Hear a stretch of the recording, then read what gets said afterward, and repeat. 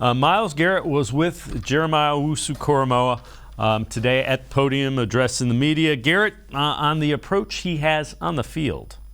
I'm going to be the best wherever I'm at. So that's either on my team or in NFL. That's always my goal.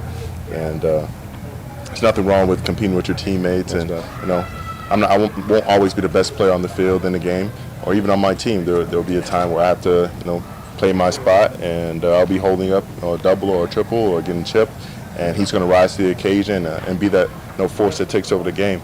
And so whenever he needs to step up, I know he will, and I'll be there when the time comes. Myles, kind of along those lines, the more time you get to spend with Jeremiah on the field, what do you think his potential is? Have we even realized that yet? Before you go, I do want to throw this out there. I'm nowhere near this type of caliber of player, so I shouldn't even be in the same sentence.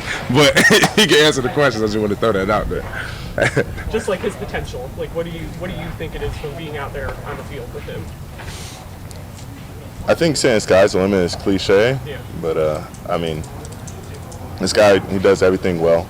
I think just a little bit more play recognition, and I think he will be one of the best linebackers in the game, just because he has the pass rushing ability. He's able to come up and make hits in a run. He's not scared of going and face anybody in the hole. He doesn't really have any deficiencies in his game, and any of the weaknesses that you do think apply just from looking at him. Mentally he's all there.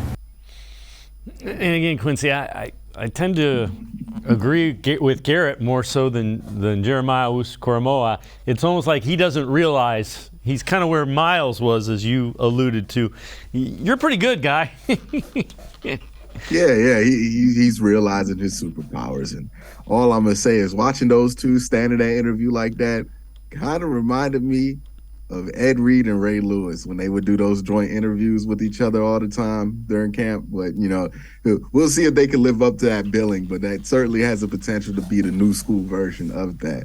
But yeah, the sky's the limit with JOK. Just athletic, quick, smart, one of the best linebackers in this class.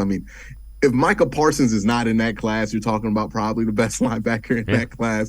It just so happens that Micah Parsons turned out to be an absolute freak from Penn State. But yeah, it's great that you have those two, and it's great that they have that bond, because they're going to be lined up in the same gaps over top of each other, and their chemistry is going to matter a lot for sacks. Remember the Chicago game where Myles was kind of holding the gap. He didn't realize it, but JOK shot through and got the sack, and they had to share it together.